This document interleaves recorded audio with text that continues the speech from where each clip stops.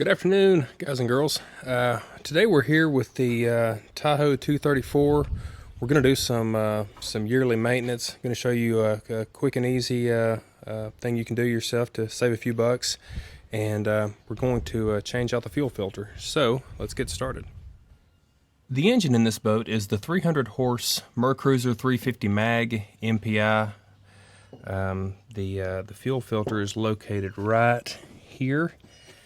And the part number for the fuel filter is a 35-866-171A01, or also the 35-8M00093688.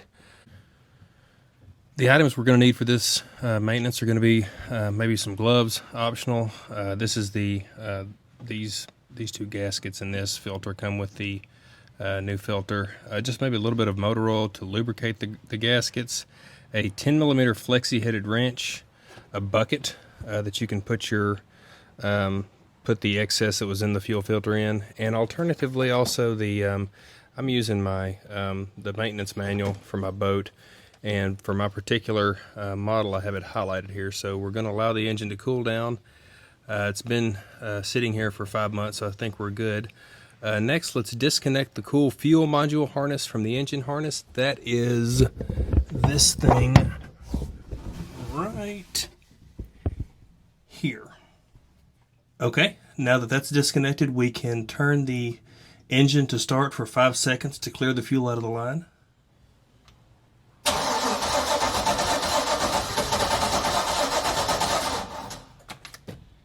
Okay, and then we turn the key switch to off position, and now it's time to remove the filter assembly. And to do that, we're going to have to remove this screw, and this screw, and that's the purpose of the flex-headed wrench, is this one right here is kind of hard to get to.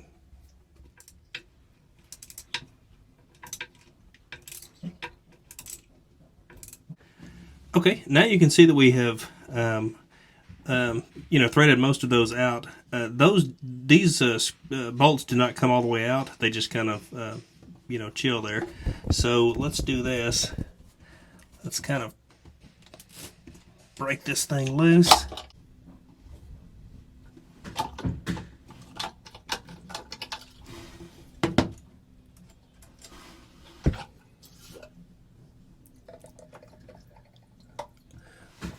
Okay, we're just going to let that thing sit there for just a second. And then we can pull it out and we'll put this in our bucket. Okay, so now we're going to remove the filter cap by rotating it in a clockwise direction. We can now pull that off, pull our filter element out, like that, and then pour the contents in our bucket there. Okay, so here's our old filter, and this piece right here, note the orientation of this lip. The big side of that gasket goes upward, so we'll remember that, and we'll remove this at this time.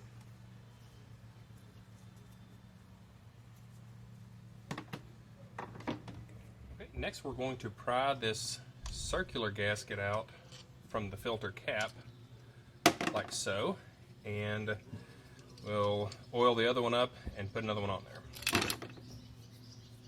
Okay, and so with our little cup of oil, we're going to just get a little bit on our finger and just kind of rub that around there, getting our new circular filter covered.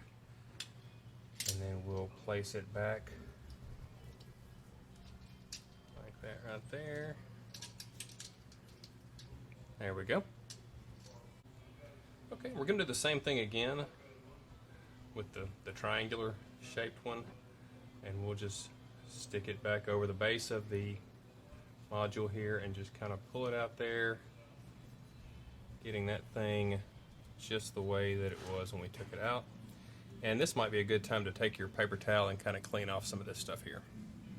Okay, and here's our filter, and again we're just going to put a little bit of oil, that motor oil, around there, and then take this, put it down into the unit like that, snug it up.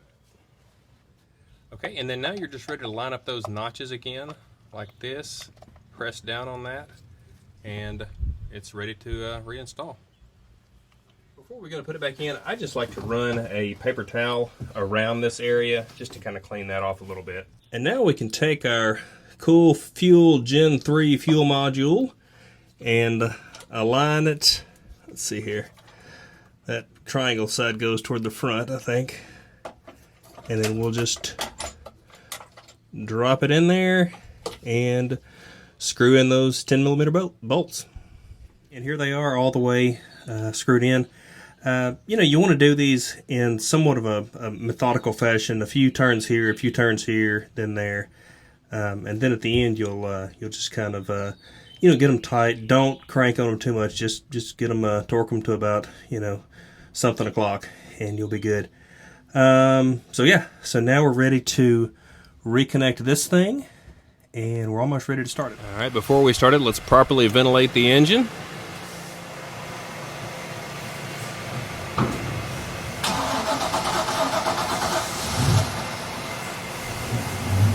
All right, and there it is, the first start of the season. You want to take a quick look down in there and make sure that you don't have any fuel leaks around your area there. And I'd say we're looking pretty good there.